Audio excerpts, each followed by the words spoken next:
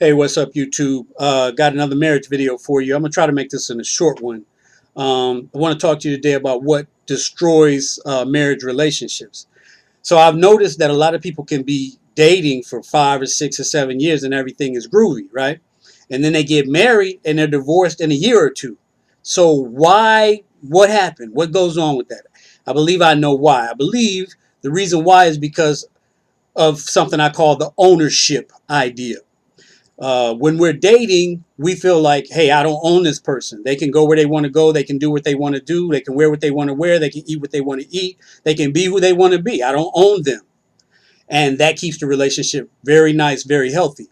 Then we marry them. We put on the rings. And oh boy, now she belongs to me. And I start bossing her around. Now he belongs to me. And I start bossing him around. And that's what destroys relationships. You cannot boss a grown person around. The last thing you want to do is boss a grown person. No grown person wants to be told what to do, right? Not even at work. See, there I go again saying right. I hate that. Right, right. I'm trying to stop. But anyway, you stop telling grown people what to do. Grown people are grown people. Let them be who they are. Make suggestions, but don't tell them what to do, right? We, at work, we listen to our boss because we have to. We don't cuss him out. We don't quit because we have to bring the paycheck home. And then when we get home, we don't need somebody bossing us around when we just been bossed around for 8 hours. Let me give you and here's what will happen before I give you some examples. What happens is when you start bossing a grown person around, you alienate that person. Whether it's a friend, whether it's your brother, your younger brother or sister you trying to boss around, uh, whether it's your spouse you're trying to boss around, if they're a grown person and you're bossing them around, you're going to alienate that person mentally and emotionally. So, in terms of the spouse, they might be with you and you might say everything is great, but everything might not be great. You think just because you're not divorced on paper that you're not divorced, but your spouse divorced you a year ago because you've been bossing them around. So, they divorced you mentally, they're emotionally divorced from you. They're mentally divorced from you. They're spiritually divorced from you, but they live with you and you have no divorce papers. So you think you're not divorced. Bossing people around will cause them to alienate from you mentally, spiritually, and emotionally. All right? So let me give you some examples of what not to do. My wife is a diabetic. Let's use her as an example. Uh, what if she wanted to eat a big old slice of cake or a half a cake or whatever, something, with a lot of sugar in it? I don't think that's good. And I might say, hey, baby, you think you should eat that? That's a lot. I might say that, but I'm not going to tell her, you ain't eating that cake. I don't know what you're thinking, but you're not eating that cake. I cannot tell a grown woman what to do. I could. Now, technically, this is a Christian household. The Bible does say that I'm the head of this household. And the Bible does say that a wife is supposed to obey her husband. So technically, I could say, you ain't eating that cake. But I would be a butthole husband to do that. And technically, if I did that, she would have to obey. But that would be a miserable situation to have to obey all kind of crazy commands about what you can and cannot eat. All right, so that's crazy. And I don't want to alienate my spouse, so I don't tell her what she can and cannot eat. She's a grown person. She knows how to manage her diabetes. She goes to the doctor. Let her eat what she wants to eat. She's not a baby. Second example, my wife. I got two daughters. They're grown now, but I've never wanted my daughters or my wife to go to the store by themselves at night because it's dangerous. Now, when my daughters were minors, I used to tell them. I mean, they already knew you ain't going to the store after dark. That's not happening. Don't do it. You can't even go you and your sister together. That's just too dangerous. Don't do it. But I can't tell my wife that. She's a grown woman. How am I going to tell her where she can and cannot go? That does not make any sense. That's what ruins relationships. Don't do it.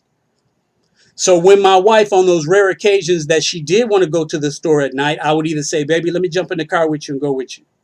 Or I would say, baby, what you want from the store? Let me get it for you. But I'm not going to say, you ain't going to the store. Get your behind in the house. What? To a grown woman? This is not Afghanistan. This is not, Iraq. This is not Saudi Arabia. We don't do that. I don't do that. I hope you don't do that. Let me give you a couple of other examples. There's a fly flying around trying to smack him.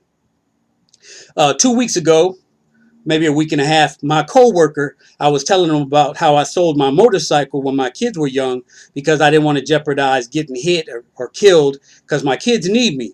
So I sold my motorcycle, but now that they're older, I want to get my motorcycle. I want to get another motorcycle. And he told me, yeah, mama won't let me have a motorcycle. And I said, your mother won't let you have a motorcycle? And he said, no, my wife. My wife won't. I said, first of all, she ain't your mama, and stop calling her your mama. And second of all, she shouldn't be telling you what you can and cannot get because you're a grown man.